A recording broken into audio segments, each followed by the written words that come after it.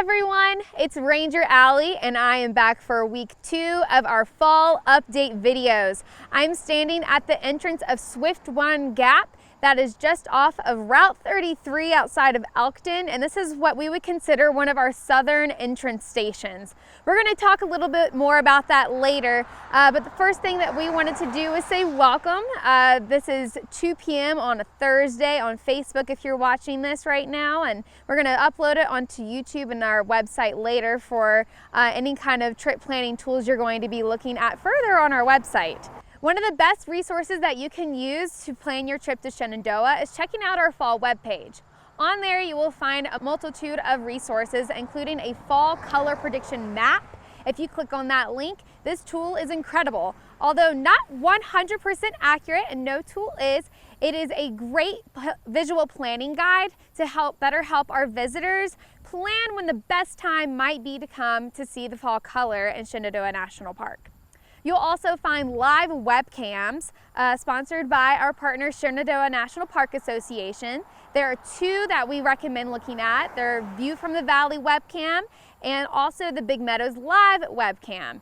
Check those every week to see what the park is looking like. You can also check out where our fall volunteer photographers are storing their photos. They are just spectacular. So you give those a look if you're wondering what the park looks like that week.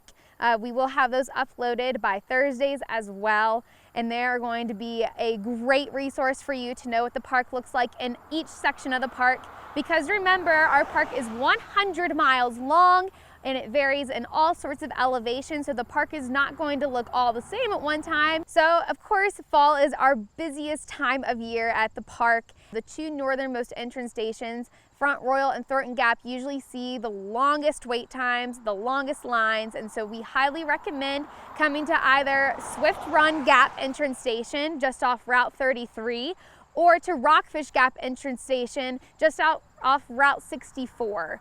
Something that we also like to recommend is that if you are coming from the Northern Virginia areas, to kind of travel through the valleys to the east or the west to get to those 2 entrance stations, and then make it a circuit trip and take Skyline Drive back to Thornton Gap or Front Royal to exit. Getting into the park can start before you even arrive. You can buy your pass on recreation.gov, and then when you do arrive in the park at an entrance station, be sure to have your pass and your ID ready to show to the ranger. On July 1st earlier this year, Shenandoah National Park transitioned to a fully cashless system. You may use mobile payments and electronic payments, and if you have cash, there's a list of third-party vendors available on our Fees and Passes webpage on the website.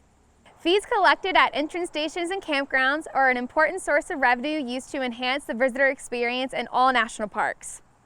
Once you enter the park and start driving along Skyline Drive, you may come across some crowded overlooks and crowded trailheads like the one you see behind me at Dark Hollow Falls.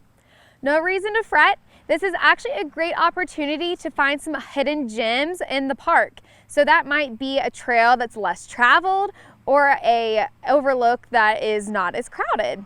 If you are driving along Skyline Drive and you'd like to pull over to see some wildlife or a beautiful view, you may do that safely by pulling all 4 tires off the road into the grass. One area that we advise our visitors not to pull off in front of is Big Meadows at mile 51 of Skyline Drive.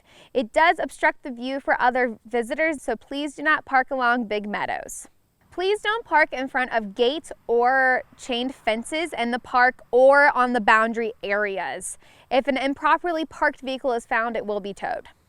One tip you can use for Dark Hollow Falls Trail parking is that you can use the parking at the visitor center at Big Meadows. There is a connecting trail at Story of the Forest. It's just short of half a mile. You can use it from the visitor center to the Skyline Drive crossing. Make sure you look both ways before you cross, and then you'll be at the start of the Dark Hollow Falls Trail.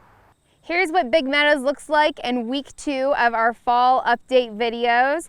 We've got some red, definitely some yellow goldenrod out there. It's just starting to look so beautiful for you. So thank you all so much for joining us this week. Catch us next week for week 3 on Facebook at 2 p.m. on Thursdays. And remember to look at some of the photos that our volunteer photographers have captured for week 2. They're up next. Thanks guys, bye.